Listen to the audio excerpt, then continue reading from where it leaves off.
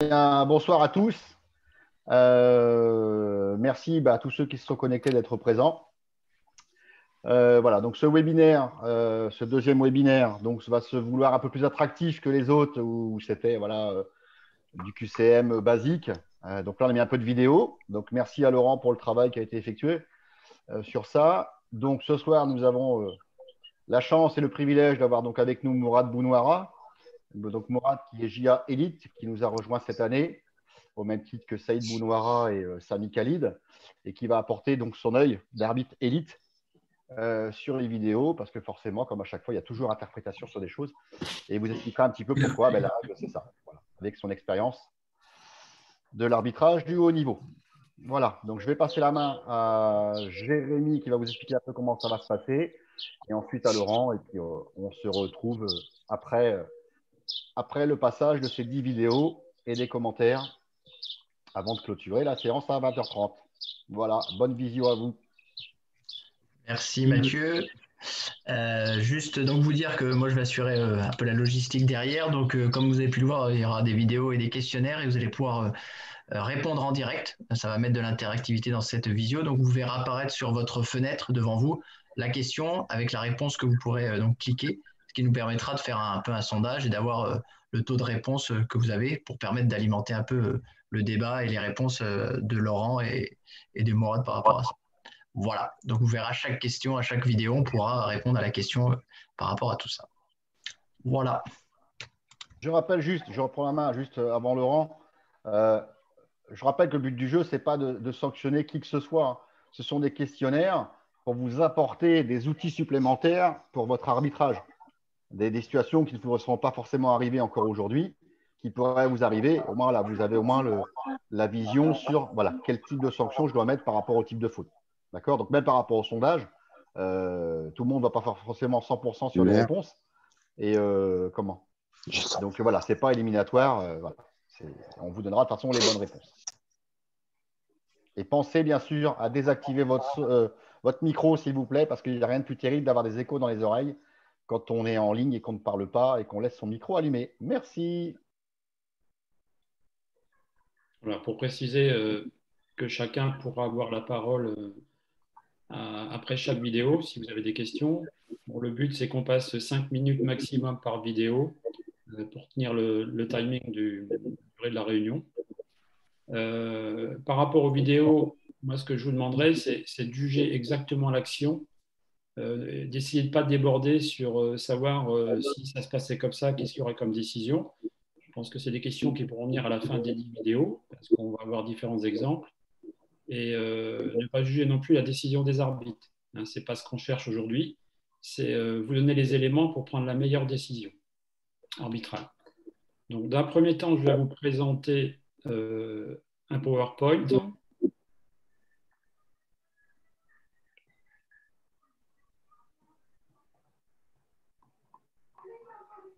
Alors, si ça fonctionne.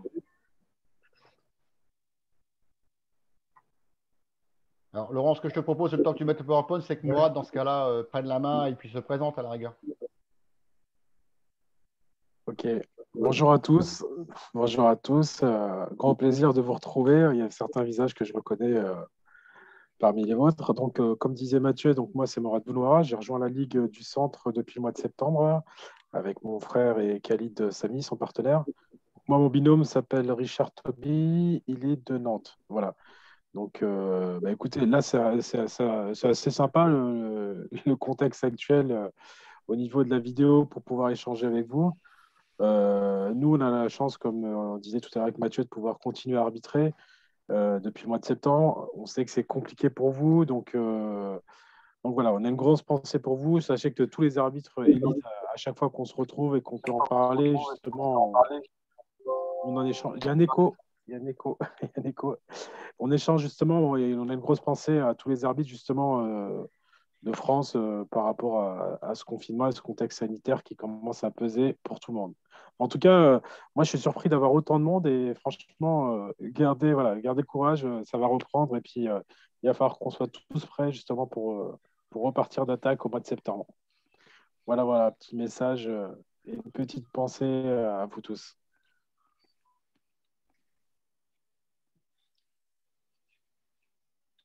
Je te passe la main, Laurent. J'arrive. Ouais, j'arrive.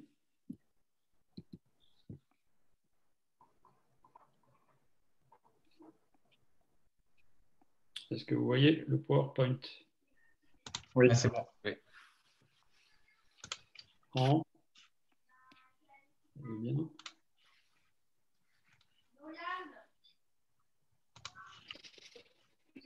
Ok, c'est bon pour tout le monde, hein? Ouais, c'est bon, tu peux y aller. Ça a l'air. Bon. C'est bon. Alors, donc les 10 vidéos qu'on vous propose sont principalement d'un niveau international. Alors, certes, il existe un écart non négligeable sur ce type de duel au niveau régional, mais je dirais les règles restent identiques, peu importe le niveau de jeu. Alors, les décisions à prendre. Vous avez une sanction sportive qui sera soit un jet franc, soit un jet de 7 mètres où on laisse jouer, une sanction disciplinaire, peut-être, donc en SPP, SPA2 ou une disqualification ou aucune sanction. Donc, s'il y a une sanction disciplinaire, il y aura forcément une sanction sportive. Inversement, Excusez-moi, j'ai juste une petite question parce que du coup, j'ai fait le questionnaire la dernière fois. C'est peut-être une question très bête. C'est quoi une SPP, une SPA2? C'est juste alors, ça la différence? SPP, sanction personnelle progressive et sanction personnelle adaptée. Et du coup, le 2, la le, SPP, le 2? le 2, c'est le 2 minutes. Ah, d'accord, ok. Ok, Oui, c'est juste ça. c'est Je savais ce que ça voulait dire le B et le A, mais je ne savais pas que c'était le 2. Ok, très bien. Ok, Pas de souci. Merci beaucoup. voilà. Alors, je vais vous donner des indicateurs à observer pour prendre la meilleure décision arbitrale que par rapport à toutes les vidéos qu'on va voir. Donc, la première chose, c'est on peut regarder la position des joueurs, savoir s'il y a empiètement ou pas, donc aussi bien du défenseur que de l'attaquant, donc au moment du tir ou au moment de l'extension de l'attaquant. On peut regarder aussi si le défenseur est immobile ou en mouvement lors du contact avec l'ailier qui est en extension. On peut regarder aussi quelle partie du corps est utilisée par le défenseur donc pour défendre sur l'attaquant, sur l'ailier. Regardez aussi l'intensité de la régularité, s'il y a un déplacement rapide ou pas du défenseur, donc qui vient en contact vers le lié. Savoir si le défenseur percute ou saute sur l'adversaire. Savoir si le défenseur tente de faire perdre l'équilibre à l'adversaire. Savoir si l'attaquant reste-t-il pleinement maître du ballon de son équilibre au moment du tir. Oh, le faute d'orthographe. Et savoir si l'attaquant aussi simule une faute du défenseur. Voilà. Donc, on va commencer les vidéos.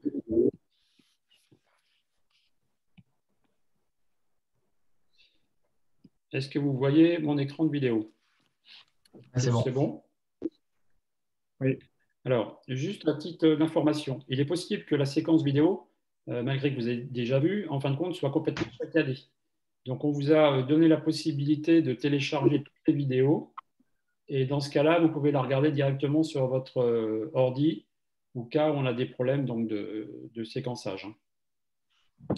Voilà, donc je vais la remettre 2 fois chaque fois, donc suivant s'il y a un ralenti ou pas. Allez, c'est parti.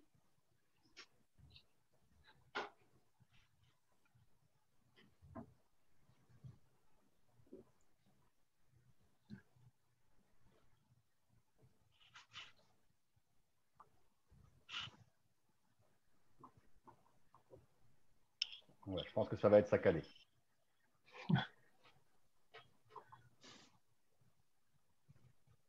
T'es sûr que c'est la première, Laurent, celle-ci? Oui, Ah, d'accord. c'est la première. Tout à Je fait. n'ai pas le même ordre dans le téléchargement. Faut que tu regardes par numéro de séquence. Ça va être Oui. la 77 de mémoire. Merci. C'est ça. Hein. Alors, je vais la remettre encore une fois. Bon, malgré le fait qu'il y a quand même, on voit 3 fois le ralenti.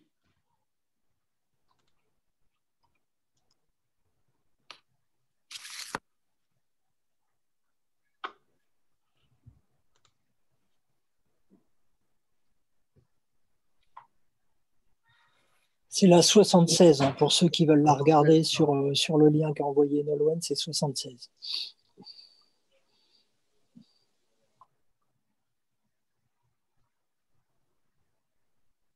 Ok, donc Jérémy, tu peux lancer le sondage. Normalement, ça apparaît. Vous pouvez y aller. Bon, je vous laisse lire les questions pour ne pas vous perturber.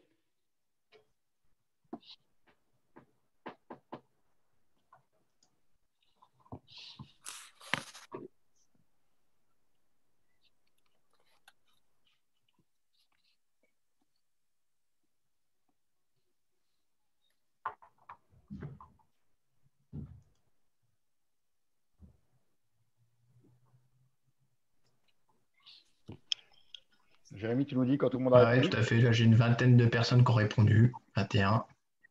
Donc, on ne va peut-être pas répondre parce que ça se stabilise. 22. 23. Alors, si ça peut rassurer tout le monde, personne ne voit vos réponses, hein. Ah oui, Ne même soyez pas moi. inquiets. Voilà. Il n'y a que Jérémy qui les voit, donc même moi, je ne les vois pas. Donc, vous voyez, Ah, puis je ne vois même pas, moi, c'est anonyme. Donc, vous voilà. voyez, j'en ai 25, donc ça doit être bon. Donc, je mets fin au sondage, vu qu'il y a tout le monde de vote. Ah, tu dis 27, pardon. Ah, bah, bon, doit être deux à part, j'en fais partie. Et ben, hop là. Est-ce que tu veux que je partage les résultats ou tu peux plutôt avant On peut partager les résultats. Oui. Eh ben, C'est pas de sympa, souci. c'est sympa de partager avant. Ouais. Eh ben, vous le voyez. Voilà, je vous laisse. Donc la majorité, c'est laisser jouer. Après, c'est un jet de 7 mètres et SPA 2 minutes au défenseur. Après, jet de 7 mètres sans sanction sportive. Et la dernière, jet de 7 mètres avec sanction personnelle progressive.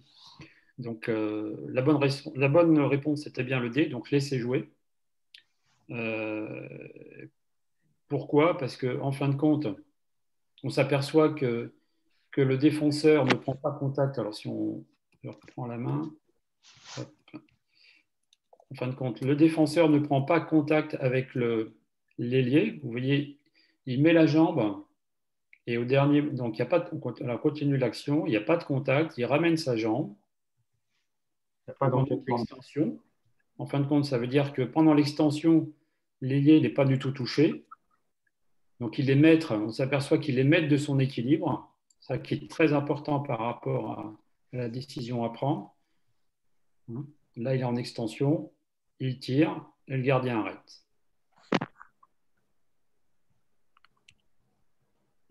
Voilà. Est-ce qu'il y a des questions par rapport à ça, surtout pour ceux qui ont répondu différemment?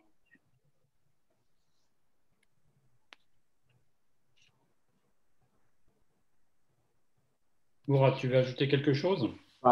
Moi, c'est France-Espagne, on est à la 58e minute. Donc, tous ceux qui ont répondu ne pas laisser jouer, là, vous n'avez pas été nationaliste du tout. Là, on est à la 58e, c'est France-Espagne, il faut laisser jouer. Hein. Non, après, voilà, la lecture qu'en fait Laurent, elle est parfaite. Hein. On voit bien qu'Abalo, il est dos. On voit qu'il est dos, il est dos. Il arrive, il prend position et on voit qu'il s'immobilise. C'est lui qui prend l'espace le premier. Il n'y a aucun geste de son pied, il n'y a pas de geste au niveau du corps. Et là, par rapport au PowerPoint que Laurent a fait, qui vous a laissé défiler avant, je pense que tout est inscrit dessus.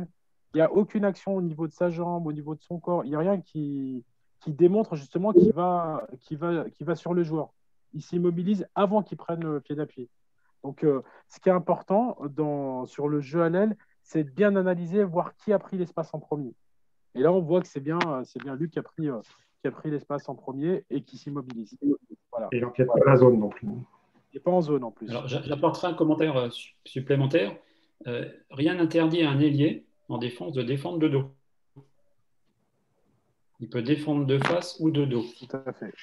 Et donc, si on part du principe qu'il y aurait eu but, est-ce qu'on aurait pu siffler un passage en force ou pas? Non.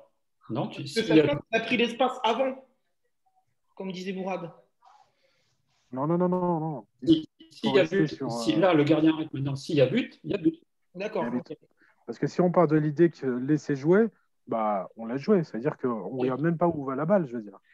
Là, on regarde où va la balle, et donc c'est arrêt du gardien, c'est un renvoi. Ok. On considère qu'il n'y a pas de faute, donc. Mais elle est intéressante, celle-ci. Justement, elle vous montre bien justement l'attitude que doit avoir un défenseur par rapport à sa prise de position. Il n'est pas en zone, il est arrêté avant que le joueur arrive. Il n'y a aucune action au niveau du corps de l'attaquant. On le voit, hein, si on fait image arrêtée, on voit que Luc, il est immobile. Et ça, c'est l'essentiel. Donc, en tant qu'arbitre de zone, par contre, la position de l'arbitre de zone, elle me gêne un petit peu, moi. Si je peux en rajouter quelque chose, si au niveau de la position, elle est hyper importante. Il faudrait qu'il se décale sur la gauche pour avoir son angle de vue qu'il puisse bien voir, qu'il puisse bien analyser la faute. Là, il est sur le joueur, donc il peut pas voir ce qui se passe réellement. Regardez sa position comme elle est au moment du tir. Il est décalé sur la droite. S'il était plus positionné plus près du poteau, il pourrait se tourner et mieux voir ce qui se passe au niveau du mouvement de l'attaquant et du défenseur. Ça, la position de l'arbitre de zone, elle est hyper importante. Donc, il faut pouvoir naviguer entre le poteau et les 6 mètres à ce moment-là. OK, on passe à la vidéo numéro 2.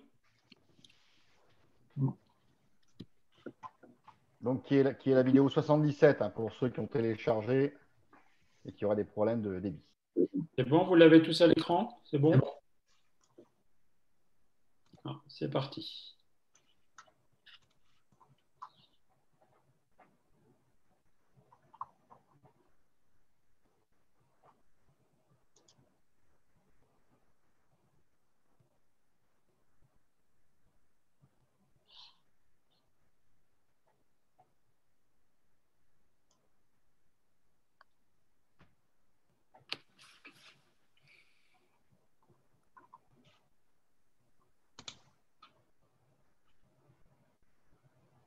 Je la remets encore une fois.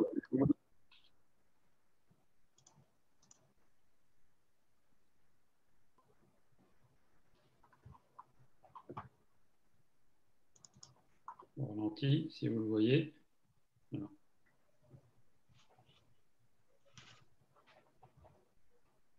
Tu lances le sondage, Jérémy? C'est parti.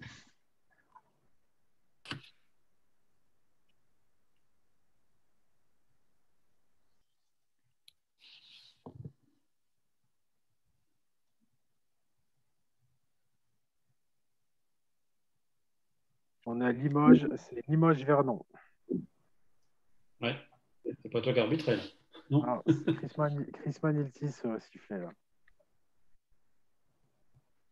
Ça fait bizarre de voir le public. Hein. Oui.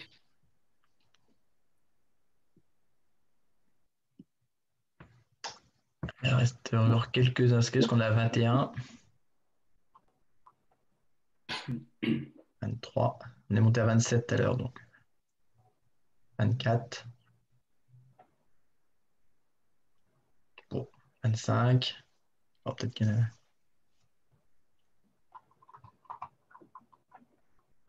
Bon, je pense qu'on est bon. Je mets fin et je vous partage les résultats. Voilà. Alors, réponse C, jet de 7 mètres puis SPA 2 minutes. Ça, c'est la réponse majoritaire. Après, on est sur le jet de 7 mètres et une SPP. Après, on est sur un jet de 7 mètres sans sanction et après, passage en force. Voilà. Donc, la bonne réponse, c'était la C, jet de 7 mètres avec une SPA 2 minutes à l'ailier. Alors, pourquoi? Parce que vous allez regarder, le défenseur, l'ailier, se décale et vient percuter donc l'attaquant lorsqu'il est en extension. C'est la grosse nuance en fin de compte. Donc, la première chose, il est en mouvement vers l'ailier. Regardez, il est en mouvement quand il percute. Et deuxièmement, il le percute quand il est en suspension. Donc, la première sanction déjà sportive, c'est 7 mètres. Et la deuxième, disciplinaire, donc c'est 2 minutes. Puisqu'il vient en fin de compte toucher le joueur lorsqu'il est en extension. Et l'extension sur un joueur, lorsqu'on fait faute sur lui en extension, on n'a aucun moyen de se rétablir.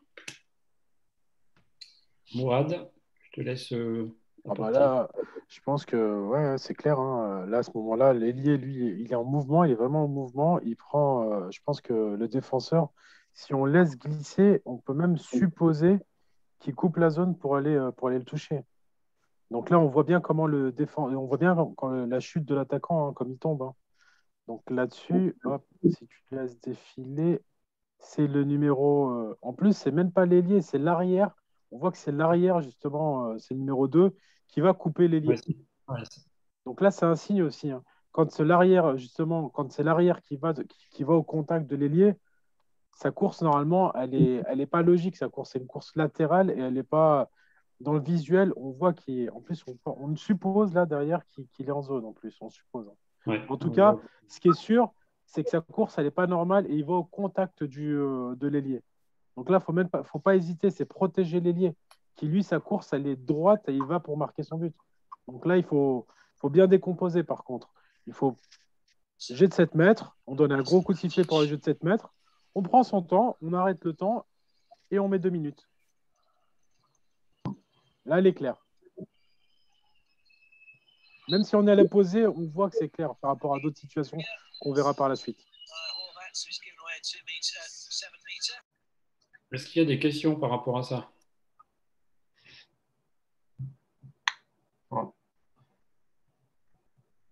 C'est bon? On enchaîne parce qu'on est. Oui. On passe à là.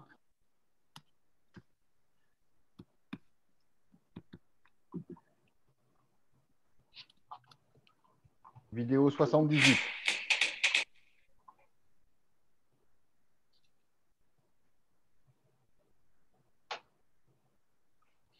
Donc là, on va la revoir au ralenti.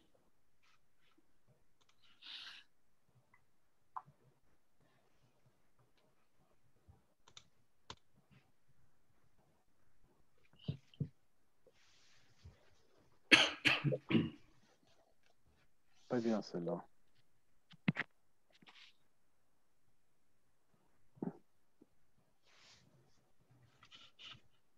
Voilà. Donc, je te laisse mettre le sondage parce qu'on l'a vu 3 fois là. Parti.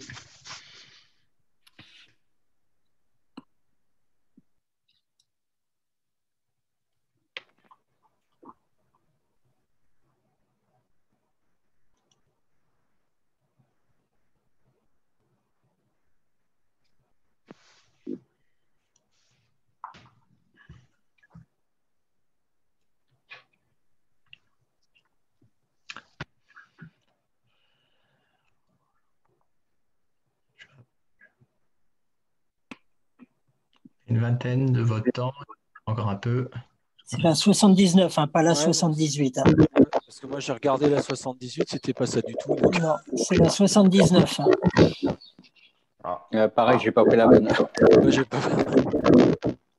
Ah, c'est peut-être pour ça qu'il y a. L'image est saccadée, en fait, ou pas?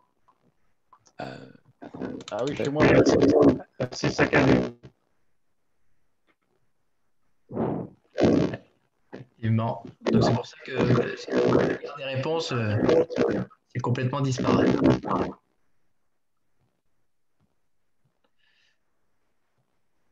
Tu peux relancer le sondage à zéro ou pas? Ah, je peux vous relancer le sondage, je pense. Alors, attendez, je vais mettre fin. Je vous relance le sondage, comme ça vous pouvez peut-être... Voilà, c'est remis à zéro, comme ça vous pouvez peut-être répondre à la réponse de manière différente. Effectivement, ce ne sont pas les mêmes réponses qui apparaissent. Jérémy, on voit la fenêtre de couleur.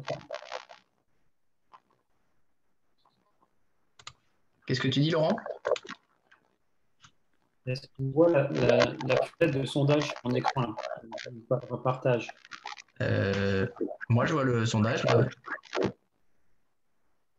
Les gens voient le sondage. Parce que je réponds, tout le monde le voit. Oui, oui. Qu'est-ce qui...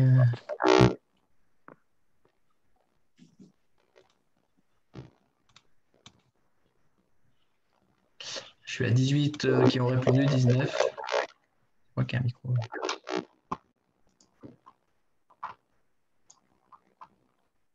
Ça bouge plus là, on y va. 22, 29, je vois. Là, ça bouge encore un peu. Il y a un écho là. Ouais. Je sais pas qui, j'essaie de le trouver. Bon, je mets fin au sondage et je vous partage les résultats qui sont très. Ok.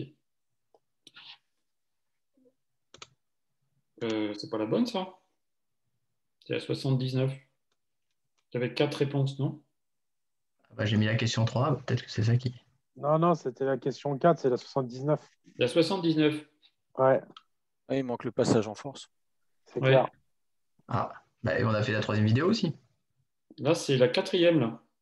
Ouais. C'est la 79. D'accord. On n'a pas fait la 3e, c'est pour ça. Ah, On n'a oui. pas fait la 78. Ah oui, mais si vous me dites pas. Ah, c'est Mathieu qui a peut-être dit 78 au début. Oui, c'est moi qui vous ai induit en erreur. J'ai dit que c'était la 78, c'était pas la 78. La 79. C'est la 79. Alors, On va y arriver. Excusez. Alors, Donc, faut que je mette la question 4 alors. C'est ça. Ouais. Alors, ouais, je parce vous- qu'il y avait 4 réponses Quatre possibles. réponses, Voilà. C'est voilà, plus peut-être cohérent. que ça va être plus simple. Voilà, attends, comme ça.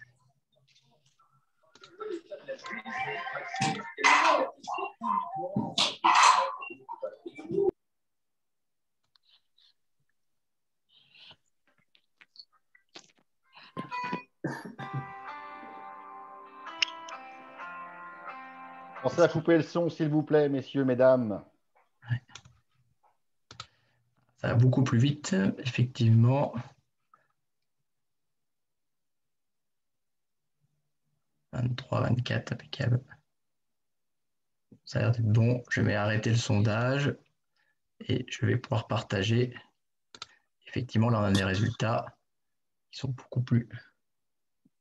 Donc, la majorité, c'est le passage en force. Après, c'est le 7 mètres et 2 minutes. Après, on a 7 mètres et laisser jouer. Donc, pas de réponse dessus. Donc, la bonne réponse était donc en fin de compte passage en force. Donc, je vous ai fait un arrêt sur image. Clairement. Alors, on va essayer de le mettre qui passe au ralenti avant.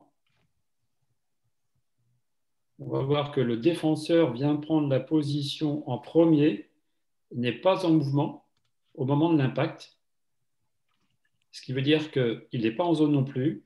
Donc clairement, c'est l'attaquant qui vient percuter donc le défenseur qui est en position immobile. Mais le Donc, pied, forcément un passage en force le comme pied droit, il est en zone. de la majorité. Moi, j'ai aussi une question. Il profite de Alors là, la zone. le pied droit en zone, il faut pas être pointilleux. Je dirais, Non, mais pas. pas le plus important. On va le voir. Par contre, j'ai une petite question, moi, dans la vidéo. Excusez-moi, je ne sais pas si vous m'entendez. Attends, je vais juste répondre déjà sur le pied en zone. Excuse-moi, Frédéric, je vais déjà répondre sur le pied en zone. Alors là, si on me dit qu'il y a le pied en zone, ouais, il y a à peu près entre 1 et 2 mm. Non. Ça joue quand Ce qu'il même faut un mettre peu en plus. avant, c'est surtout que le défenseur a pris la trajectoire, en fin de compte, que l'ailier voulait prendre en premier. Il est sur l'espace libre en premier. Mourad, qu'est-ce que tu peux nous compléter par rapport à ça? On va peut-être écouter Frédéric et puis après, moi, je vous donnerai justement les consignes qu'on a au niveau de l'élite par rapport à ce genre de situation. Ok, Frédéric. Dans la vidéo, alors j'ai peut-être mal vu, mais le fait que le défenseur passe par la zone pour aller défendre. Parce qu'au début de l'action, il coupe la zone pour gagner sa position. Moi, j'ai répondu passage en force, mais au début de l'action, on voit bien, il met les 2 pieds en zone pour se mettre en position. Donc, il profite de la zone. Est-ce que ça, il n'y a pas un impact dans la décision? Ou est-ce que ça ne peut pas jouer sur notre décision? Attends, on repasse l'image pour voir clairement. Et voilà, il y a les 2 pieds qui se positionnent sur la zone, quoi. D'accord avec toi, Frédéric, pour le coup, qu'il a touché un peu la zone, mais ça se joue à quelques centimètres. Et non, je ne parle pas de toucher, je parle pour gagner sa position. Pour moi, il coupe la zone. Et ça se voit, là. Là, on le voit bien, il coupe la zone. Il coupe clairement la zone, si tu veux. Non, mais il a les 2 pieds en zone. Alors, et je le vois, là. Frédéric, je vais répondre à ta question. Voilà. Alors, par rapport à ce genre de situation, effectivement, il coupe, on appelle ça la zone grise. La zone grise, c'est qu'à un moment donné, il a le pied sur la ligne. Quand un défenseur a le pied sur la ligne, là, il a le pied au-dessus. Non, il a le pied dans. Ouais, voilà. Là, il a le pied sur la ligne. En fait, ça s'appelle la zone grise. Et quand on parle de zone grise, si on a vraiment, comme tu dis, par contre, je te rejoins, s'il coupe, il est vraiment à cheval sur la zone, parce que là, on voit que son pied passe au-dessus de la zone et ça peut tromper. Moi, j'ai mis le ralenti. Par contre, s'il coupe la zone, il a les deux pieds pour couper dans la zone et qu'il ressorte de la zone pour se mettre devant, être immobile, je te rejoins, il y a pénalty. Sauf que là, on le voit, il court sur la ligne, on appelle ça la zone grise. Quand on a vraiment le pied, on a un talon qui est sur la zone, qui est posé sur la zone, il ne fait pas vraiment action justement de gagner un avantage. Et même s'il était amené à être immobile, à avoir les deux talons sur la zone, ça s'appelle la zone grise. Donc, qu'est-ce qui prime avant tout? C'est le passage en force. Parce qu'on voit bien que le défenseur, il fait l'effort de venir prendre position.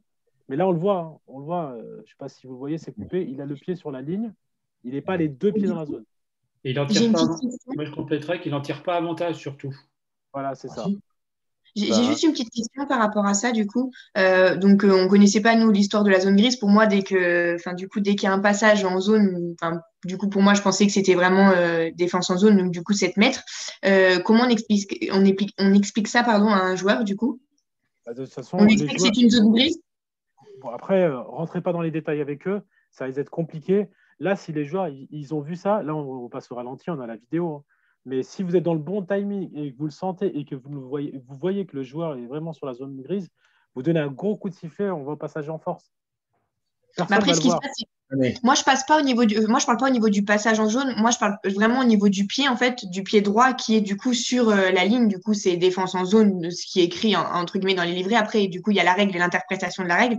Là, je suis tout à fait d'accord. Mais du coup, on le voit quand même en tant qu'arbitre de zone. On le voit, tout le monde le voit, que son pied. C'est pour ça, en fait. C'est peut-être pour ça que là, justement, il n'en tire pas avantage. Oui, mais là c'est peut-être pour ça aussi que le défenseur. Et vous voyez que le défenseur, il est positionné, il est en position arrêtée, on voit l'arrêt sur image, il est 1 mètre, en fin de compte, devant l'attaquant. Alors c'est peut-être pour ça que le défenseur, il ne comprend pas et qu'on lui cite 7 mètres 2 minutes, c'est pour ça qu'il n'est pas d'accord. Ah là, totalement, il n'est pas d'accord. Hein. Parce que là, dans l'environnement, pour finir, ce que tout le monde voit, en fait, c'est le rouge qui va s'empaler sur l'orange. On vous dit toujours de siffler en fonction de ce que tout le monde. Essayez de siffler ce que tout le monde voit. C'est pour ça qu'on parle de zone grise. On parle de zone grise pour qu'à un moment donné, on puisse se décaler et se dire, même s'il a le talon sur la zone, ce que tout le monde a vu, c'est le passage en force. C'est pas le talon sur la zone. Pas de souci, merci beaucoup. Ça marche. Ok, on passe à la suivante. Quel numéro? Oui, je dis plus de numéro, je vais me faire engueuler après. La 80. Merci Charlotte. 80, c'est bon pour tout le monde? Donc, on ne fait pas la question 3 alors. Comment ça? Alors, on a fait 76, 77, 78, 79. Non, on n'a pas fait la 78. On n'a pas fait la 78, ouais. Moi, j'ai essayé de la placer avant la 79, mais j'y suis pas arrivé. Bon, autant pour moi. Donc là, on est sur la 80. Ouais, question 5 du questionnaire. C'est moi qui ai dû faire l'erreur tout à l'heure.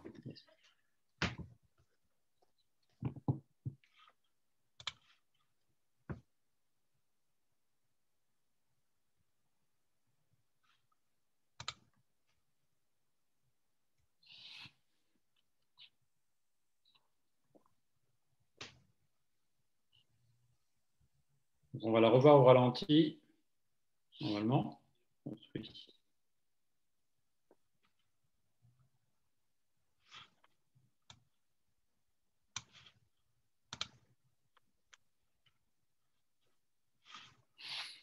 Voilà, tu peux lancer le sondage, Rémi. Parti. Il y a 3 réponses, c'est bien ça? C'est possible? Eh bien, alors c'est parti. C'est ça.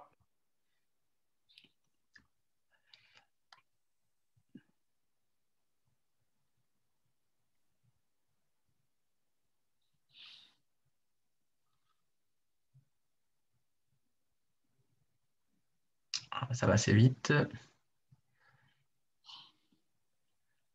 Ça se stabilise. Dernière. Bon, ça doit être à peu près bon. Hop là. Et voilà, les résultats. Alors, vous avez répondu à la majorité. Jet de 7 mètres et donc exclusion 2 minutes sur défenseur, 32. Après, jet de 7 mètres, mais disqualification. Et la troisième, uniquement 7 mètres sans sanction. Donc la bonne réponse, c'était la B, comme vous avez répondu à la majorité. Donc un 7 mètres. Pourquoi? Parce que déjà, le défenseur, il coupe la zone. Je vais vous remettre la vidéo. Il coupe la zone pour venir défendre. Donc il se retrouve déjà en zone. Donc là, on ne peut pas faire autre chose que de mettre un 7 mètres au niveau de la sanction sportive. Au niveau de la sanction disciplinaire, il est clair que son geste, même s'il n'est pas volontaire, il est hyper dangereux parce qu'en fin de compte, l'attaquant l'ailier est en extension lorsqu'il est percuté, donc aucune maîtrise donc du corps. Il n'a pas la capacité à bien retomber, il ne contrôle plus ses mouvements. Donc, on est sur une sanction, je dirais, 2 minutes. On pourrait presque basculer sur une sanction de disqualification par rapport à la répercussion en fin de compte de la faute. On imagine que l'ailier, là, il se relève difficilement, mais que quelque part, il soit blessé plus gravement. Et donc là, on attend en fin de compte le quatrième point, donc la répercussion, et on pourra mettre une disqualification. Mais là, en l'occurrence, on reste sur les 2 minutes. Mourad, je te laisse compléter. Non, mais parfait. Après, faire attention, il y a une personne qui a répondu que j'ai de 7 mètres. Là, il faut absolument qu'il y ait une sanction. Là, au niveau du code, comme dit Laurent, le joueur se relève, il n'y a pas de gravité au niveau de son état physique. Par contre, s'il ne se relevait pas et qu'il était blessé, c'est pour ça qu'il faut bien prendre son temps. On voit bien l'arbitre là, bon, c'est des arbitres d'expérience, ces arbitres danois justement qui sifflent 7 mètres, qui vont vers le joueur, qui prennent le temps de voir comment il va. Et à partir de là, suite à ça, ils font rentrer les soigneurs et après, ils mettent la sanction. Mais c'est de bien prendre le temps et de décomposer. 7 mètres, on arrête le temps, on va voir le joueur et à partir de ce moment-là, on prend notre décision. Là, il se relève, il met 2 minutes. Mais s'il ne se relevait pas, c'est carton rouge. Donc, la personne qui a répondu que 7 mètres, faites attention. Il faut vraiment être dans la protection des joueurs. Il faut une sanction. Il faut vraiment sanctionner à ce moment-là parce que le joueur, il n'a rien à faire dans les 6 mètres et ça peut être très dangereux par rapport à un ailier qui prend justement son appui. Et on le voit, hein, Illich, là, il ne s'attend pas du tout à avoir le défenseur devant lui. Donc, protégez les joueurs. Moi, si vous mettez carton rouge sur un match, ça me choquerait pas. Mais voilà, au niveau du règlement, on reste sur la règle, c'est 2 minutes. Voilà. Ok, est-ce qu'il y a des questions? Moi, j'ai une question, du coup, par rapport à la faute. Est-ce que, justement, si on siffle par rapport à la règle des irrégularités à sanctionner par une disqualification et qu'on rentre dans la règle numéro 8.5, référence, je crois, A, puisque je l'ai sous les yeux, la perte effective de son équilibre dans la course, dans la suspension ou pendant le tir, est-ce que, du coup, on pourrait quand même mettre un rouge dans le jeu, en fait, dans l'action? Bah, là, comme disait Laurent tout à l'heure, c'est bien analyser les 4 critères. Hein. Les critères, c'est au niveau de l'intensité, l'impact et la dangerosité de la faute. Là, elle est dangereuse, la faute. Au niveau de l'impact, il y a un impact. Au niveau de l'intensité, bah, il est de dos dans la zone. C'est vraiment le fait qu'il ne soit pas blessé. Mais comme je disais, hein, si vous mettez carton rouge sur cette situation-là, au niveau du code, vous aurez faux. Mais au niveau du match, personne ne vous dira rien. Hein. Ouais. Il faut s'arrêter. Il faut vraiment s'arrêter justement à la règle. Ouais, je pense qu'il faut faire un écart, excuse-moi Mourad, entre le niveau justement international, élite, et le niveau régional. Il est clair que la préparation des joueurs elle est complètement différente. Ce joueur-là, il a seulement la capacité à pouvoir jouer par terre sans être blessé. Au niveau régional, je ne suis pas sûr que la chute soit autant maîtrisée. Donc là, elle n'est pas beaucoup. Donc au niveau régional, si vous mettez disqualification là-dessus, il n'y aura pas de problème. C'est clair. C'est clair. C'est clair que si tu prends de la R3 et puis de la PNM, ils ne sont pas tous préparés au même niveau, les ailiers et puis les défenseurs. Ah non, on est d'accord. C'est là où c'est, je dirais, un peu plus dur pour les arbitres de notre niveau, pour savoir jauger et avoir une bonne lecture par rapport à ça. Comme disait moi, protection du joueur. On le voit, Illich, comme il retombe là. Hein. Je ne suis pas sûr qu'un joueur de niveau régional retombe et ait le réflexe de mettre les mains devant. S'il retombe sur le visage, là, il ne se relève pas. Hein. Ouais, donc c'est très dangereux. C'est pour ça que je sensibilise la personne qui a mis que 7 mètres. Attention, protection. OK, d'autres questions? Ouais, une petite question, Laurent. Est-ce que le temps peut avoir une importance? On est à la 55e, 54e par là. Non. C'est son premier 2 minutes au mec, apparemment, mais bon, est-ce que ça peut avoir Non, ça ne change rien. On est sur une ESPR. Il peut y avoir 10 secondes de jeu, ça ne change absolument rien. Entre le 2 minutes et le rouge, hein, je parle. Je parle pas Non, pour ça autre ne chose. change absolument rien. Ok, ça marche. Pour voir la gravité de la faute, tout là. On n'est pas du tout dans une sanction progressive, mais dans une sanction adaptée. D'autres questions? Alors, on bascule. Donc, on est sur la 81. C'est bon, Jérémy? Ouais. C'est toujours là, La Jérémy? question 6, hein, pas de souci. Okay. Allez, c'est parti.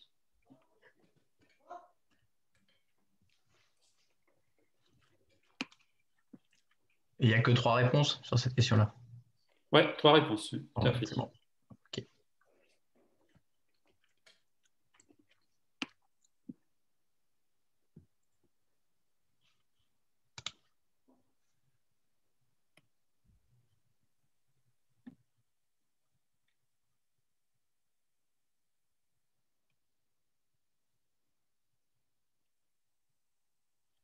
Vas-y, tu peux lancer le questionnaire, le sondage. C'est parti.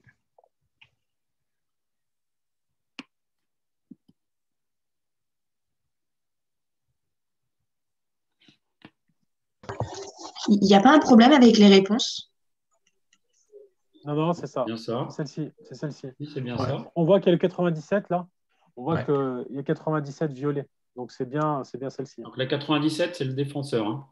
Ouais. Là, c'est bien. Oui, mais il y a écrit mais sur le B, juste mais. Comment? Sur la réponse B, il y a écrit mais. Sur le sondage, oui, il y a un souci Non, il y a sur but. le sondage. Non, Ah non, il y a écrit non. mais. Moi, Nous, il y a bon. marqué mais et SP2 ou au 97. Réponse B, mais. Réponse C, passage en force. Ah, moi, on voit but. Moi, j'ai Réponse B. Moi, j'ai but. Réponse B, c'est but. Moi, j'ai bien but Direct, hein, la sur réponse le. B, c'est but. C'est votre écran qui doit fatiguer, Margot. Bon, écoutez, c'est pas très grave. C'est la réponse B, c'est but, si vous ne voyez pas bien.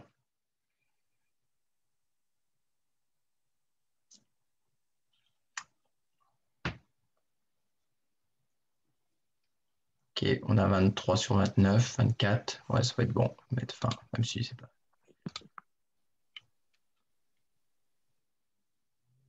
Et j'ai Alors, partagé.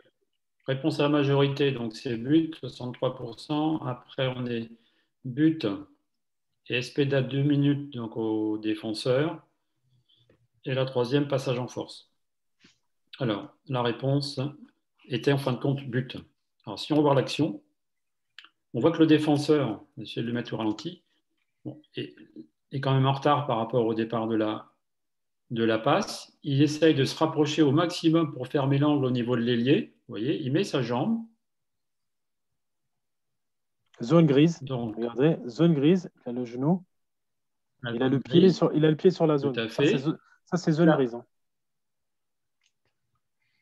Voilà. Par contre, il s'arrête.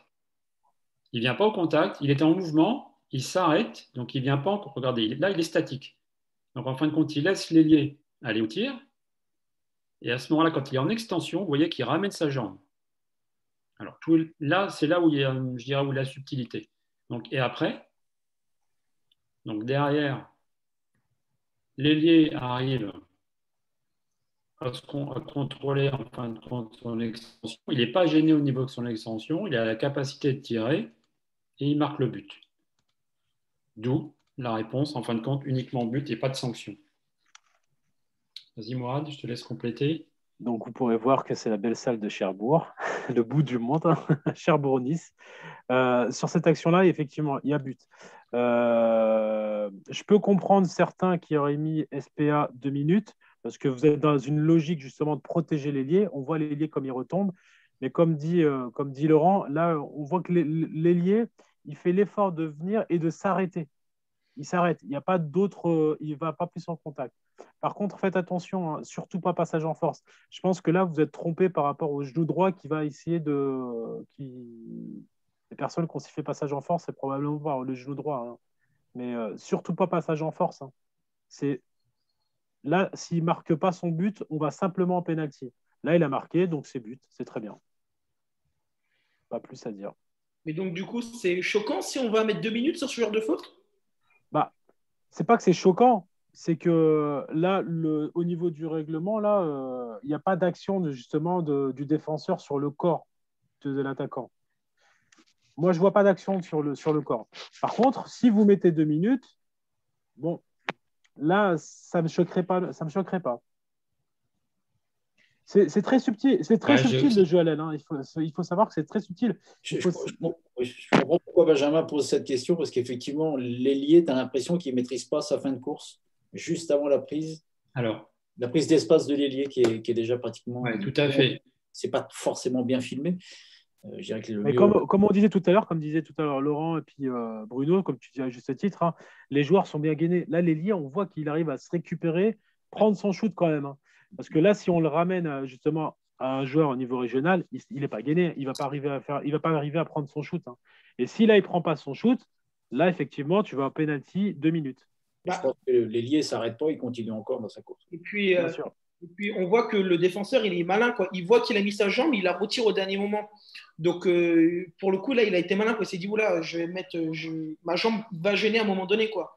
Donc, pour moi, ça fait action de jeu parce qu'il met sa jambe, il la retire après. Donc, à partir du moment où il met sa jambe, il la retire. S'il ne vient pas percuter l'ailier, il n'y a pas de conséquences au niveau de la sanction. Il n'y a pas de conséquences. C'est pour ça que je pense que les arbitres, ils ont la même analyse que toi. Tu verras que les arbitres, ils ont mis but plus 2 minutes. Sauf que là, on voit bien qu'il enlève son pied, il essaie de se retirer. Donc là, le but, il suffit à lui-même. Hein. Et comme tu disais tout à l'heure, Mourad, tout le monde a vu la même faute que l'arbitre de zone. Bien sûr. Donc, ce n'est pas évident, hein, le jeu à l'aile, mais c'est essayer de bien analyser. Qui prend l'espace en premier? Est-ce que le défenseur fait une action sur l'attaquant? Là, il ne fait pas d'action dessus. Il essaie de retirer son pied. La subtilité, c'est au moment où il ramène son pied. Ouais. D'ailleurs, c'est ce que l'arbitre lui fait signe. Mais ce n'est pas évident, hein, Benjamin. C'est pas évident sur ce genre d'action. C'est très compliqué. Après, nous, on l'a revu 10 fois, la vidéo. Lui, il l'a vu l'arbitre aussi. Donc, il y a une vitesse réelle. C'est clair. OK, d'autres questions? Allez, on enchaîne. On enchaîne. Donc, on passe à la 80, à 82. C'est bien de juger l'intention du défenseur. Toujours l'intention en tête pour protéger l'attaquant. C'est parti.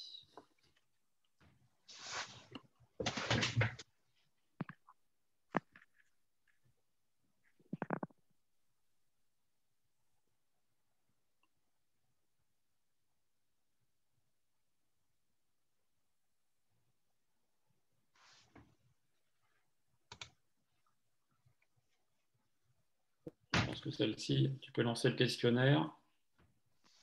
2 possibilités, donc soit but, soit empiètement, appui zone. Au cas où il y a un problème de syntaxe. Soit but, soit empiètement, appui zone. Voilà, ça répond vite.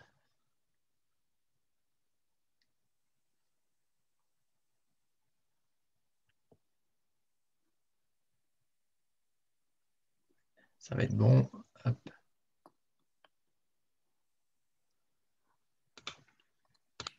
Et voilà. Donc à la majorité, empiètement, appui zone au niveau de l'ailière. Et le deuxième but à 28%. Donc la bonne réponse était empiètement. Donc je dirais qu'on ne va pas y passer 107 ans. On va voir clairement qu'au ralenti, sur le deuxième ralenti, il n'y a pas de faute du défenseur. Il est clair que le défenseur se rapproche, mais ne gêne pas du tout l'ailière qui retire. Hop, et si on remet. C'est subtil parce qu'il faut le. Ah, c'est subtil. Hein. Moi, je m'étais trompé. J'avais mis. Alors là, vous voyez le défenseur qui met le pied en zone, mais tout de suite le retire. Donc, au moment de l'extension, en fin de compte, l'ailière avec porteur de balle n'est pas du tout gêné, hein, puisqu'elle enlève son pied. Ce n'est pas parce qu'elle a mis un pied en zone au départ qu'il va y avoir faute. Derrière, donc là, si on continue, il va regarder son pied gauche, paf, il est au sol et il a toujours la balle dans la main. Ouais, c'est là où il y a zone. Il y a une zone grise sur l'appui zone? Non, non, non, non. Il n'y a pas de zone grise. Même pour Luc Cavallo? Ok, il y a zone grise, mais pas. Je me rappelle ça vite. Il y a zone là-dessus? Vous faites un appui zone, vous sifflez un appui zone là-dessus? Oui. À vitesse réelle, on en voit tous les week-ends, hein, des comme ça. Enfin, pas à notre niveau, hein, bien sûr. Je parle à ce niveau élite, c'est tous les week-ends qu'il y a des appuis zones comme ça. Moi, je veux bien, mais on laisse quand même. Ouais. Non, mais on a la vidéo, on est d'accord. Moi, quand j'avais fait celle-ci, je me rappelle, j'avais sifflé but. J'avais sifflé but à la vidéo. Mais effectivement, à vitesse réelle, voilà. Là, on a la vidéo, on a le temps de voir que la joueuse, elle repose le pied en zone. Mais à vitesse réelle, je suis rejoint à Damien. Hein. C'est compliqué. Bon, on a la chance. Après, moi, je préciserais, Mourad, si tu siffles appui zone ici, il faut clairement être complètement, je dirais, je cherche mon terme juste, s'il fait toujours la même chose en fin de compte sur toute la rencontre. C'est-à-dire que si vous êtes à chaque fois ses limites et vous avez commencé à zone d'appui, ben vous faites tout le match.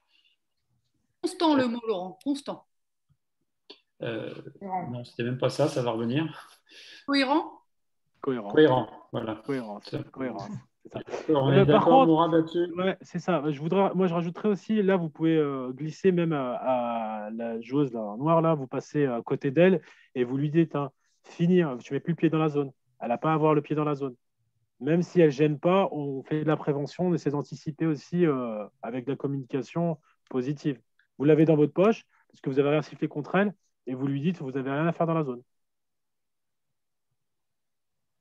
Des questions? Allez, on continue pour essayer tout à l'heure. La 83. Bon. C'est parti.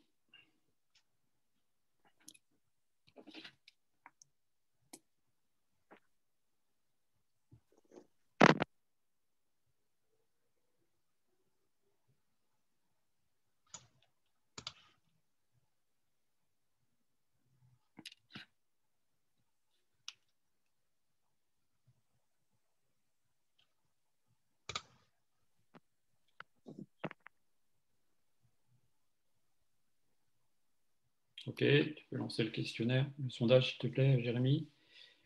Alors, il y a 2 numéros de chiffres, peut-être précisés, je ne sais pas. Si... Il n'y avait pas le numéro 7, numéro 73 dans les quais. Le 73, c'est Horvat, l'ailier. Voilà. Le 7, c'est le défenseur numéro 2, voilà. Alors, en fait, ce n'est pas le 73, c'est le 13, mais il y a une confusion. Mais c'est pour ça.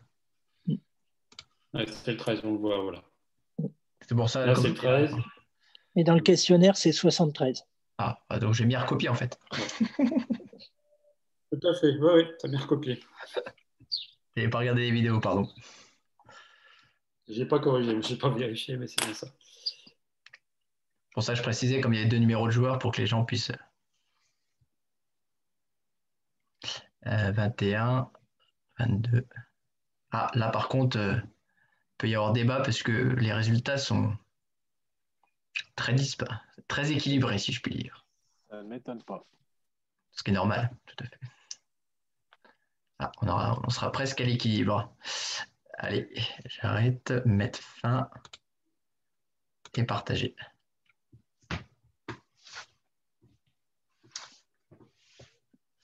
Alors, donc, à la majorité, 7 mètres et SPA 2 minutes au donc 13 rouge, donc l'ailier en défense. Après, on passe directement que un 7 mètres et après, derrière, 7 mètres et exclusion numéro 7 rouge, donc le deuxième défenseur, position 2. Voilà. Donc, la bonne réponse, en fin de compte, c'était uniquement 7 mètres. On considère que il n'y a pas de faute, je dirais, importante sur l'attaquant. Alors, vous voyez clairement ici, on voit que l'ailier vient pousser, on va le voir au ralenti, vient pousser l'ailier attaquant.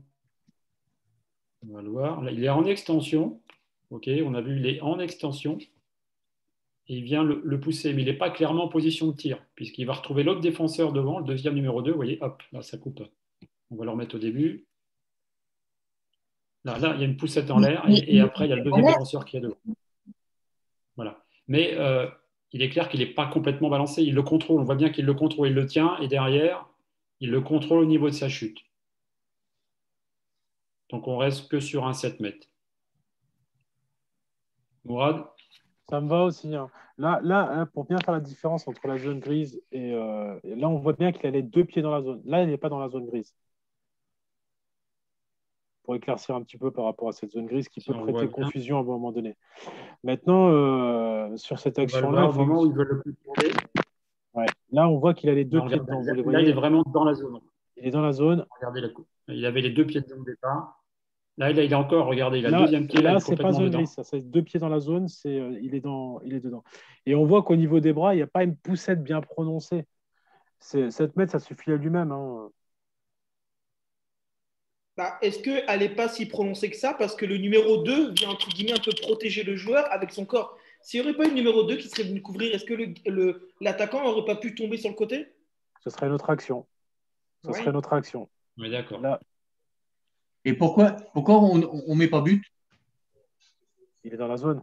Parce qu'il retourne en zone, l'attaquant. Ah bah, il lâche la balle avant. Oui, il lâche la balle avant, du coup. On le voit bien là qu'il lâche la balle avant. Non? Ouais, c'est pas évident. Hein. C'est pas clair. C'est la zone grise. Pas pour l'attaquant, pour le défenseur. Sauf que dans la question, sauf que dans les réponses que vous demandez, on ne demandait pas s'il y a but ou pas but. Là, on était uniquement non, mais c'est pour ça. Sur le 7 mètres et la sanction décisive. Moi, ce qui me gêne, c'est la poussette d'accompagnement. Ouais. Moi aussi, j'aurais une. Moi, elle me gêne aussi, celle-là. Il le met sur le deuxième défenseur. Il est en déséquilibre. Il a les bras tendus, hein, l'ailier. Hein. Ouais, mais au moment où il tire, il est en déséquilibre. Donc, s'il est en déséquilibre, c'est qu'on l'a poussé. On ne l'a pas accompagné, on l'a poussé. Pour moi, il y a une différence. Il a les bras vachement tendus, l'ailier. Il va le chercher loin dans la poussette. Moi, perso, j'aurais opté pour un 2 minutes à l'ailier. Mais... On en revient toujours au même. Ces gars-là, à ce niveau-là, sont gainés. Tu fais ça en dessous. Là, tu as une cheville ou une épaule qui dégage. Exactement. Tu as tout à fait raison. Après, sincèrement, là, on est sur des réponses au niveau IHF. Hein. Mais pour revenir au contexte dans lequel on peut évoluer, voilà, là, vous êtes dans la protection du joueur, ça ne gêne pas de toute façon. Moi, ça ne me gêne pas. Après, maintenant, là, c'est des réponses au niveau IHF. Bon, là, par rapport à ces joueurs-là, vous mettez un 2 minutes, c'est essayer d'avoir une cohérence justement entre ce que vous faites. Là, à ce moment-là, à 7 mètres, par rapport au gabarit du joueur, par rapport à ce qu'il peut faire, ça ne gêne pas si elles mettent que 7 mètres. Mais après, Marie-France, je te rejoins par rapport au bras tendu. Effectivement, hein, ça ne gêne pas non plus. Si tu regardes, il est presque retourné. Hein, oui, bien sûr. Après, effectivement. Enfin dans la fin de sa course. Il ne s'en va pas vers l'avant. Il s'en va vers l'arrière. Tu vois, moi, c'est ça qui me gêne. Et la chute n'est pas spectaculaire parce qu'il gagne, tout simplement. Hein. C'est clair. À ce niveau-là, ils ont des consignes aussi. Bien sûr. Mais n'empêche que. Voilà. Est-ce que les réponses, est-ce que ça vous convient à tous? D'autres questions? Oui. Après, là-dessus, voilà, la position en fait de l'analyse vidéo, c'est que eux, ils considèrent sur l'analyse vidéo que le 73, donc en l'occurrence le 13 rouge, il ne fait que accompagner. Alors, c'est vrai que nous, à notre niveau, soyons honnêtes, à notre niveau, on va considérer que le 13, il a poussé.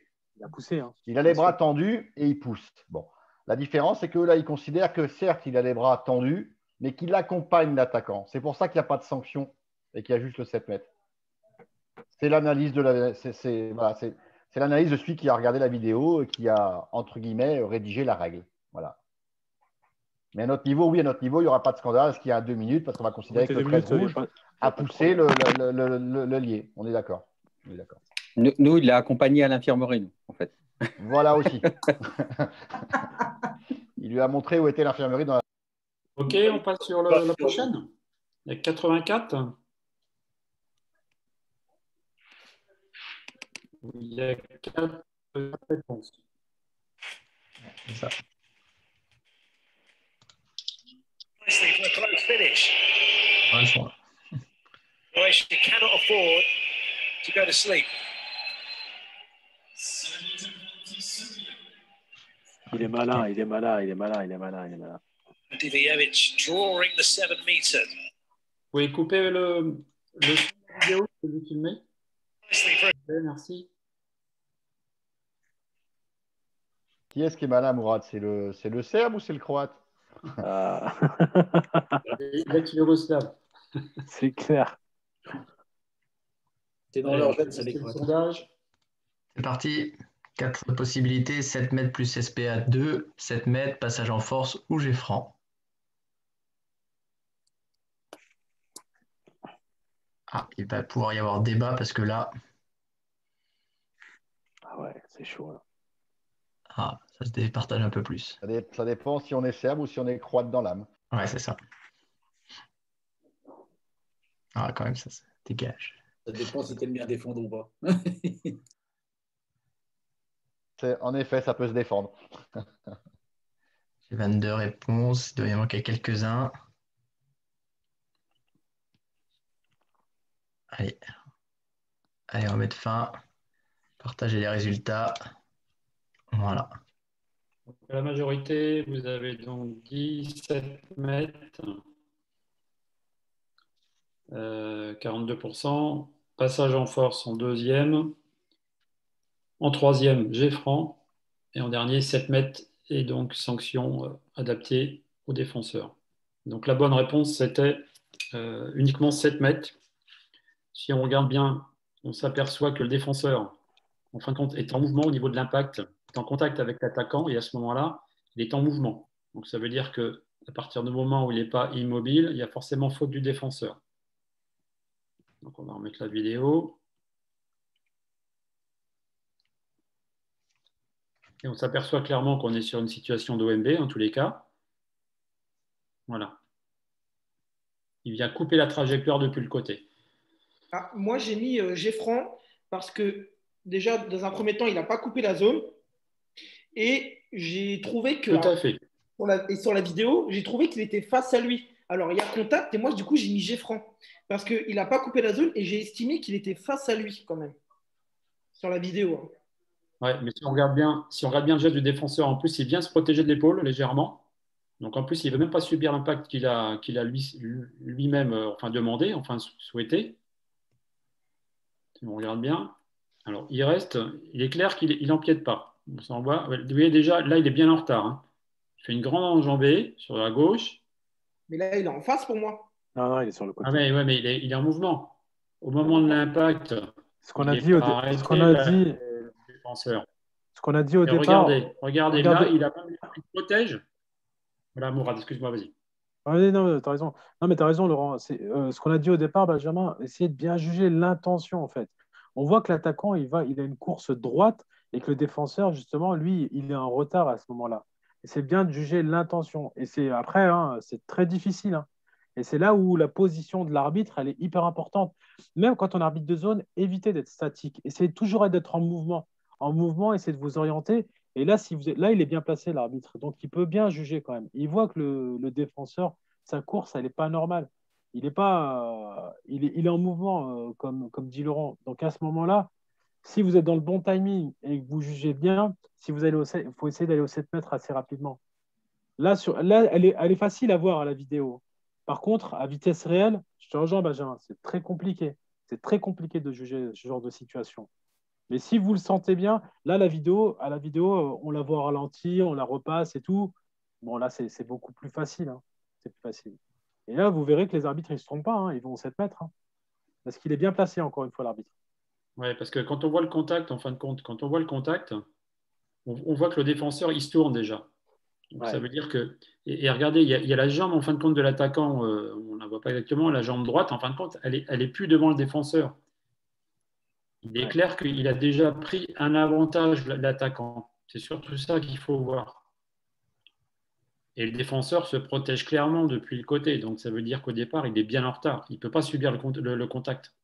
Donc, son intention, ce n'était pas de jouer un passage. Enfin, si, jouer le passage en force. Mais du fait qu'il arrivait beaucoup trop tard, on ne peut pas siffler autre chose que 7 mètres là-dessus. Après, je ne veux pas vous induire en erreur. Sur le jeu LL, sincèrement, aller à 70 à 80% des cas, c'est 7 mètres.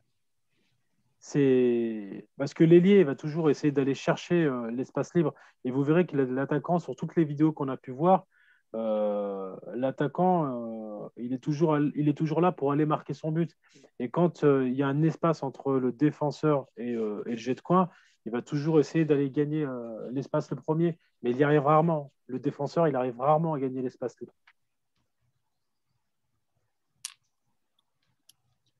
Ok, c'est bon pour tout le monde? Parce qu'on est déjà en retard. Ouais, il en reste une. On passe à la 85, la dernière, avec 4 réponses possibles. Tout à fait.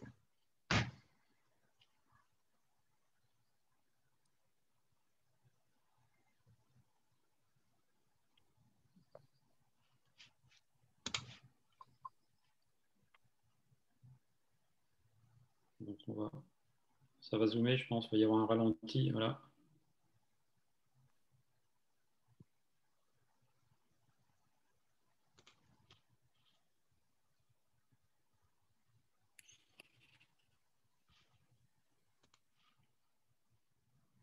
Bon, il joue à Chartres. Hein. Il joue à Chartres, l'ailier, là. Allez, tu peux nous lancer le questionnaire? C'est parti. Jérémy. 7 mètres avec sanction, 7 mètres passage en force ou jet franc. Tout à fait.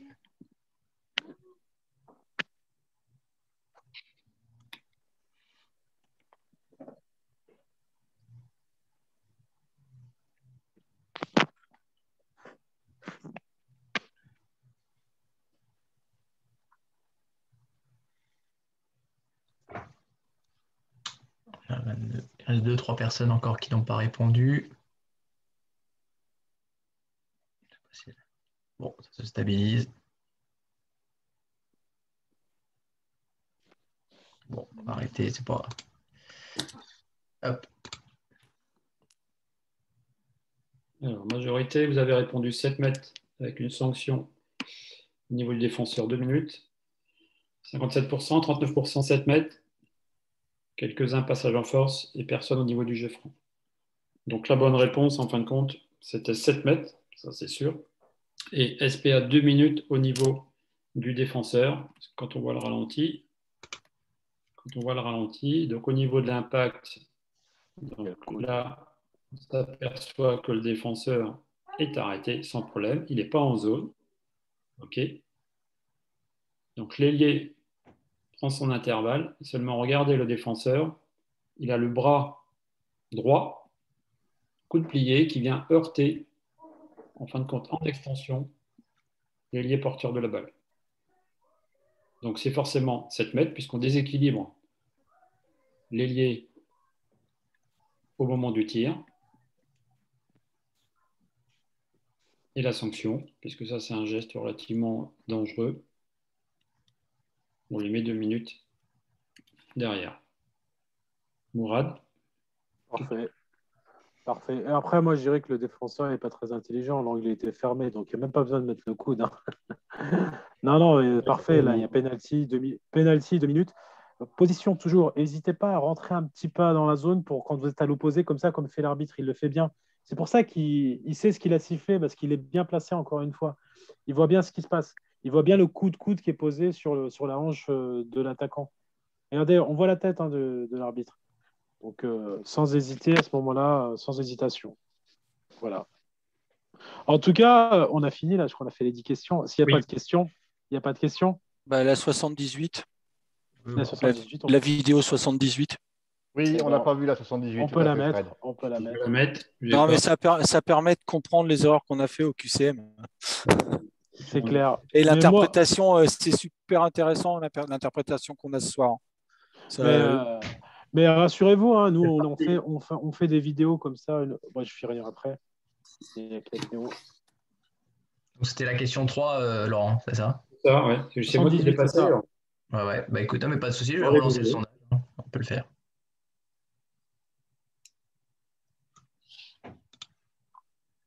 Il y a 3 réponses sur cette question-là, possible. 3 réponses, oui. Exactement, 3 réponses. Donc c'est bon, j'ai la bonne. Celle-là, elle est intéressante, oui. Oui, c'est pour ça, en plus. Oui, tout à fait. Mais c'est vrai que je cherchais si on l'avait vue, celle-là. Non, en fin de compte. Autant pour moi. Ouais, vas-y, tu peux lancer. Ouais, alors je relance. Je vais mettre c'est parti. J'annule les résultats d'avant. Donc, jet de 7 mètres sans sanction, jet de 7 mètres, sanction progressive, et jet de 7 mètres, sanction 2 minutes. SPA 2 minutes.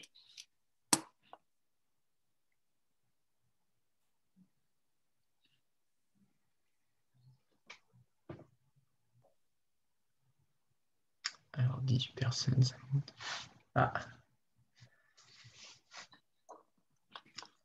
Effectivement, elle mérite débat, puisqu'on a des résultats, vous allez voir, qui sont. Ah bon? Ouais. Sur celle-ci? Eh ouais. Eh ben, je vais arrêter le sondage. Ah ouais, non, mais ça ne m'étonne pas. Et regardez, Fred avait raison, regardez les résultats pour vous dire, clairement c'est indécis ce soir sur la dernière. complètement partagé. Complètement partagé entre les trois. Donc, un 7 mètres, dans tous les cas, il y a 7 mètres, mais une réponse, il n'y avait pas le choix. Forcément, 7 mètres. Donc, sans sanction, soit une SPP à l'ailier, soit une SPA 2 minutes. Donc, la bonne réponse, et qui est clairement la C, c'est 7 mètres et SPA 2 minutes à l'ailier. Alors, pourquoi déjà on va voir au ralenti, là. Je vais vous montrer au ralenti. La main. Donc, on s'aperçoit que là, voilà. Donc, l'ailier est porteur de la balle. Le défenseur, il est en zone déjà, en premier. Après, ce qu'il fait. Main droite, regardez main droite. Regardez la main droite, la main droite, la main droite. Donc, il est en zone. Donc, déjà, il est en zone. Il est toujours en zone. Il est toujours en zone. Donc, là, déjà. Le pied droit et la main droite. Ça va être difficile. Et regardez la main droite qui vient se poser sur la cuisse, sur la hanche.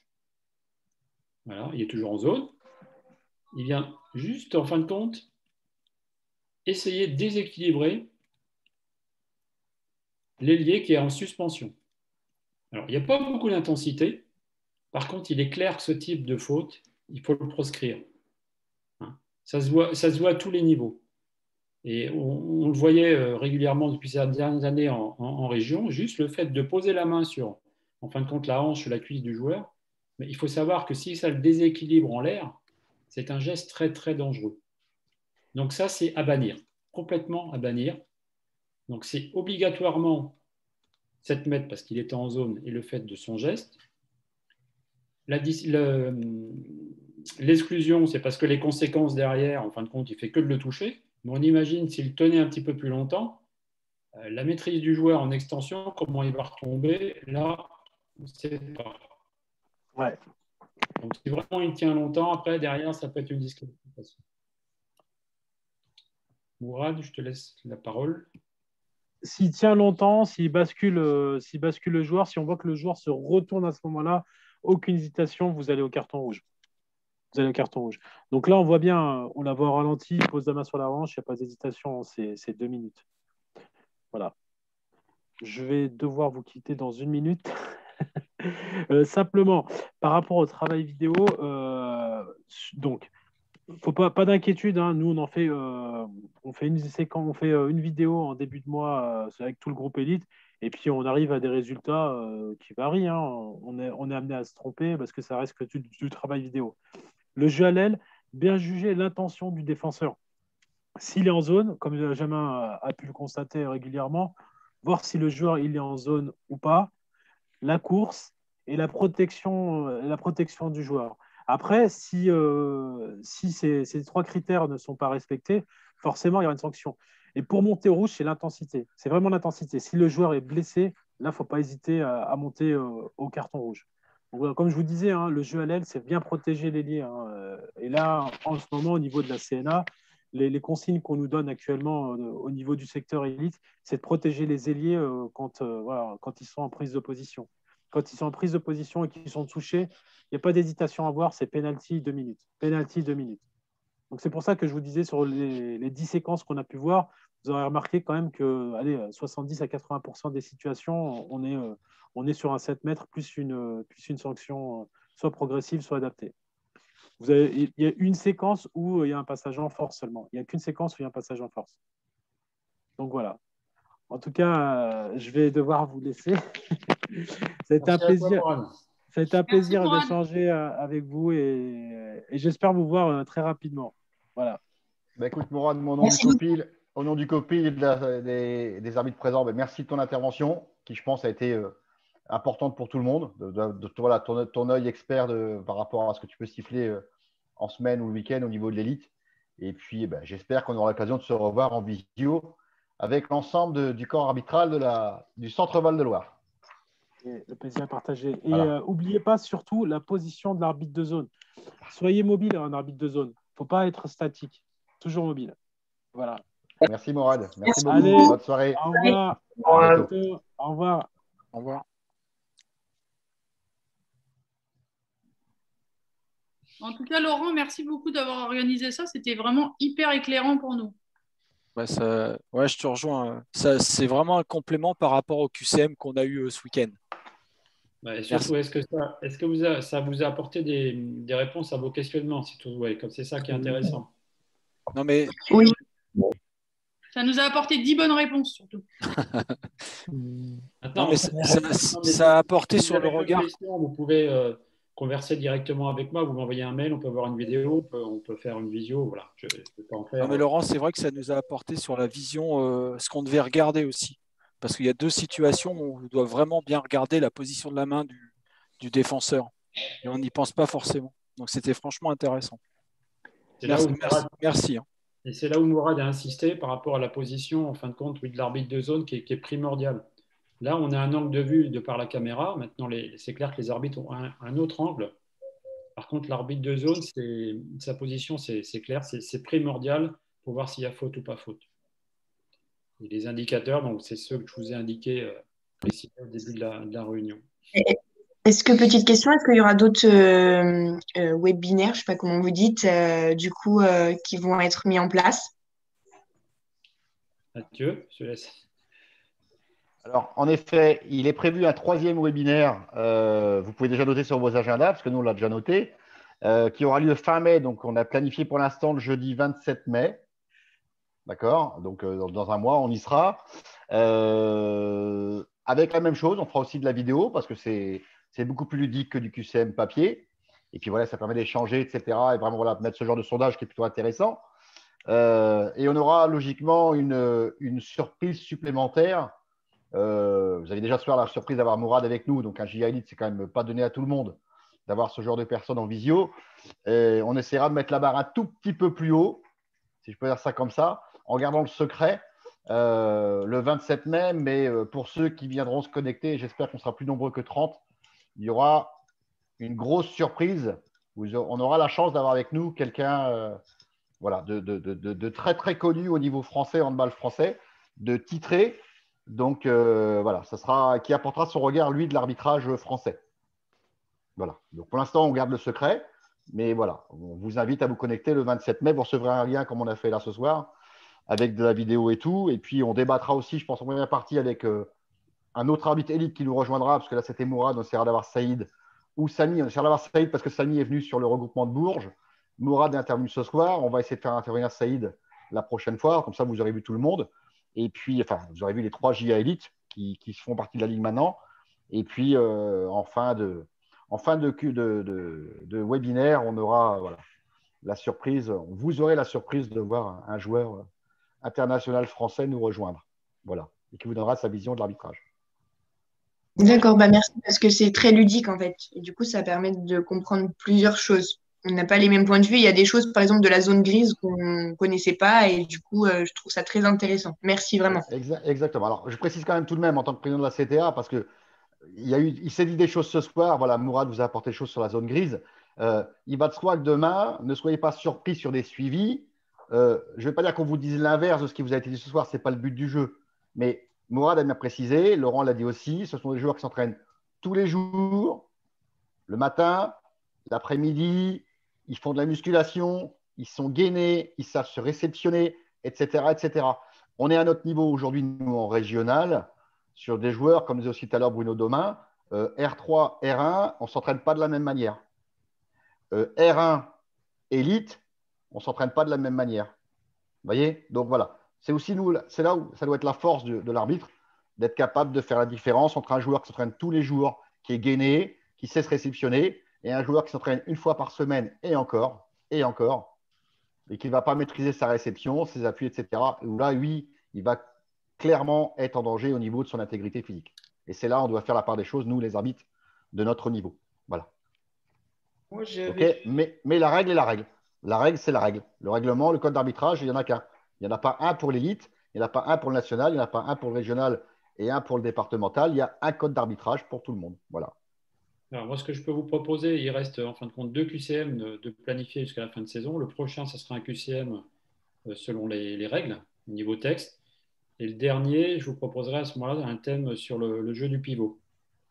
Lorsqu'on aura en fin de compte notre invité voilà, ce dernier webinaire.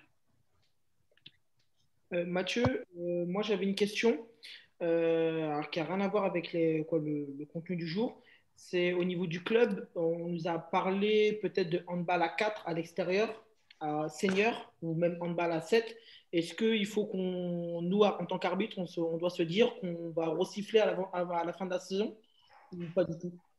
Alors oui, vous allez resiffler avant la fin de saison. Donc logiquement, et là Jérémy pourrait mieux l'expliquer que moi, vos clubs et vos présidents, vos présidents de clubs sont au courant, parce qu'il y a eu des visios qui ont été faits avec eux, des webinaires aussi sur la reprise de la compétition, sous une forme de challenge, et vous serez bien entendu sollicités pour aussi vous remettre dans le bain. D'accord? Alors, il n'y aura peut-être pas de désignation, vos clubs se rapprocheront de vous, mais on va bien sûr vous solliciter pour arbitrer ces rencontres-là, qu'elles soient à 4 ou à 7, qu'elles soient en extérieur ou en intérieur. Ok, ça marche. Voilà. Mais oui, le but du jeu, c'est de remettre tout le monde en mouvement, si je peux dire ça comme ça. Ok, merci. Voilà.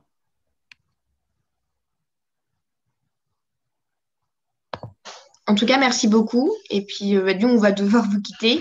Et puis, je vous remercie pour ce webinaire. Et puis du coup, à dans un mois alors. Exactement. Bonne soirée. Voilà. Bonne soirée. Merci à tous de votre présence. Bonne soirée. Prenez soin de vous, c'est important. Et puis, dans ce cas-là, rendez-vous à tous le 27 mai.